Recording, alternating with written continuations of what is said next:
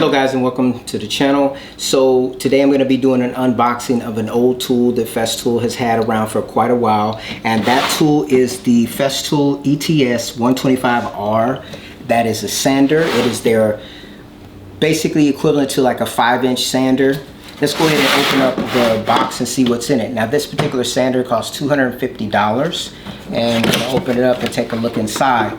Now I had spoken in a previous video about sanders, but let's dial into here. So the sander, you've got your regular books and manual and stuff. You have a plug-it cord. This is not the battery powered option. You have one sanding pad that you get with it. You get a dust collection bag, and then you get the tool itself, and the tool actually has a bumper guard so that you can sand up against surfaces without damaging them.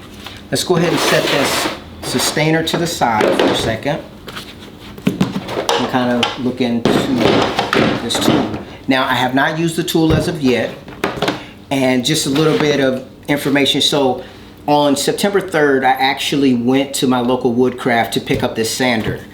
And the reason why I picked up the sander was because my other sander that I had that was corded is this Bauer sander that I've had for quite a while.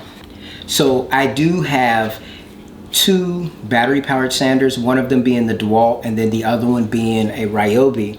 And the Bauer was the only one that I had that was corded. Now, if you take a look at the Bauer here, you can see the dust collection port here. There's really, unless I go and, configure something, there's no way for me to make this compatible with my dust extractor. So as I'm moving down the path of trying to have all my tools work together, it just made sense for me to go ahead and purchase a Festool sander, because I can simply grab this here and plug it in and I can get to sanding. Now the reason why I purchased this particular sander is because it was the least expensive of all the Festool sanders. If you wanted to get the cordless model of this same sander, you're talking about $600 if you get the whole setup to where you basically can plug in a plug-it cord or run battery power. And even though that does intrigue me because you have the hybrid functionality, I wanted to get my foot in the door to try just their regular sander. I did recently purchase a Rotex, but from the research I have done and even using it myself, it's not the kind of sander that you want to be sanding all day long. It's not. You can do it, but it's basically a big and bulky sander, and this one's more of a finish type sander. So I bought the corded one because I can get started with the sanding right off the bat.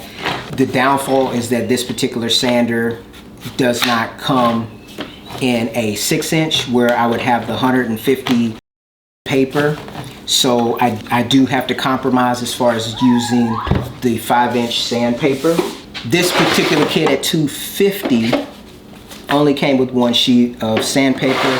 So what I did is I went ahead when I was in the store and I allowed myself to be talked into purchasing one of these sanding kits, and just taking a look on the inside, it gives me this sanding pad, this backing pad here. You've got 220, 180, 120, 60, and 80 grit paper respectively. So that should get me up and running for a while in small projects with that. And yeah, this is just a tool that I had kind of set aside to go ahead and get to try out the smaller Festool sanders.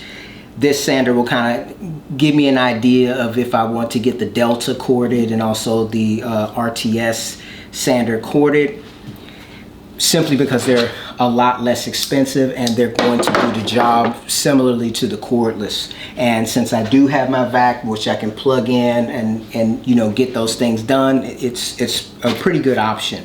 The other thing is too, like getting this particular sander, Festool has this edge sanding guide where you can actually plug this onto it, and I believe it's compatible with the cordless as well. So it kind of seems to me, I've seen a guy on YouTube, he actually has a sander like this connected to that edge sander, and it looks like he leaves it like that all the time. So it, seems like a pretty good idea if you need one for doing your regular sanding, and then when you want to do your edge sanding, you just grab this second sander and you do the edge sanding and you move on, as opposed to having to pop all the equipment off and change things in and out.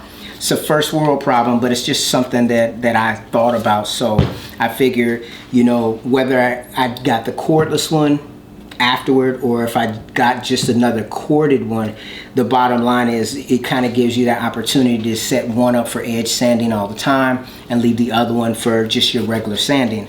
I look forward to utilizing this sander.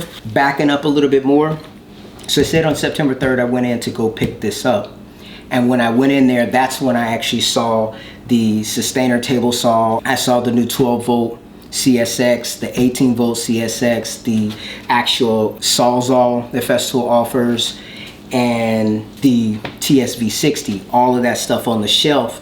And of course, Woodcraft could not sell it on that day, or sell it for you to take home, but you could technically like pre-order it. And at that time I had a discussion with the people in the store and I said, look, do you have them in the back? If you have them in the back, then I'll go ahead and pay for it. If you don't have them in the back, I'm not into that pre-order thing.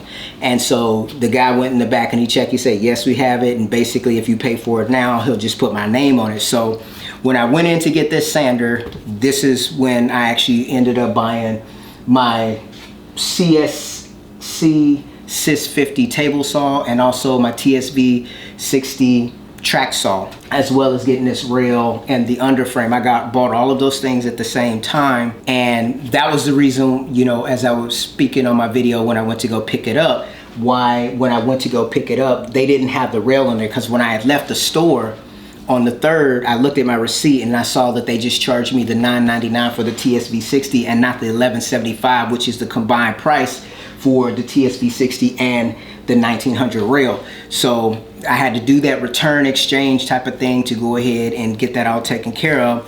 But yeah, I went in to buy this, which is $250, and I came out spending quite a bit more with the collection of other tools that I purchased at the same time. So I figured that with my recent purchases and then also plenty of my purchases from the past, there are quite a few times where I actually will go into the store and I may buy multiple tools or something like that, very similar to like how I batch out videos. And I want to introduce, to the community that actually watches Daddy Share Space, I want you to see the tools that I'm using, and then I want to kind of give a little bit of a backdrop of why I decided to go with that tool. Regardless if I have experience with it or if I know how to use it, so on and so forth, that's the process. The process is to learn how to use these tools. And when I see people more experienced than myself using tools like this, it's kind of inspired me to go ahead and, pull the trigger, buy the tool, because I have a long runway. This is not saying that I have control over my life. Let me just put it like that, because I do believe in God, and so I know that my life can end at any point in time. But it's more of a situation that at my age, I have until I die to develop skills, to learn, and I continue to acquire knowledge and to acquire information about how to do things better, how to do things more efficiently and effectively. And as I'm talking about the system approach of Festool, and how I've said in a previous video, well, I wish I would have just spent the money up front. This is just kind of a reverberating theme.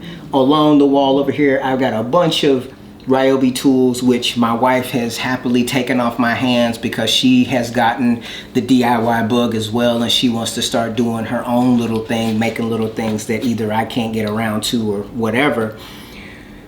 And the fact that if I go to sell those tools, I'm going to get pennies on the dollar, so might as well use them until they're burned out. But adding these higher end tools into my shop has put me in a situation where I understand that I have the tool for the job. I don't have a lot of time to be futzing around with things. I don't have the space to be making a billion jigs and going through that process of trial and error.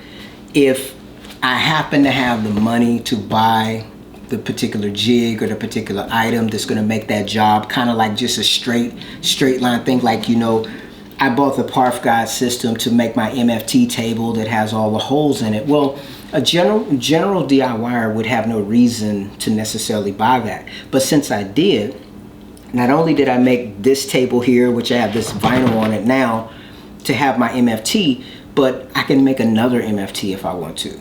Or I could make a friend an MFT, you know, so I gave myself capabilities. And of course, I've only used that system, the Parf Guide system, one time. I've only used it once, and it was probably over $200. But I'm about to build some other tables that have the Parf Guide, or that have the dog holes in it, and all I have to do is go and pull out that tool and continue with that process. And that's what I realize about, you know, purchasing tools to give yourself, you know, the option and the ability to do things. It's just, I find it very, very fascinating. I find it cool. I know it may rub some people the wrong way, and if that's the case, you know, I apologize for you, but the reality of the matter is I find this woodworking journey to be very fun, very inspiring. And I see people a lot older than me who have their shops fitted out with all kinds of nice, cool equipment. And, you know, they have way more skills than me. But then, you know, you never know where someone is in their life as far as like, you know, are they in the middle of a career that's totally different than what they're doing? And then, you know, as I've spoken many times, I've always been a DIYer. I work on my own cars. I work on things around the house, and I just want to expand upon that. And for myself personally, you know, I like to invest in me. I like to make things easier for myself. I like to learn, to grow. And I just want to say thank you guys for taking time to watch the video. I appreciate it. You didn't have to, but you did, and I appreciate it. I also wanted to kind of just say that I'll see you in my next one.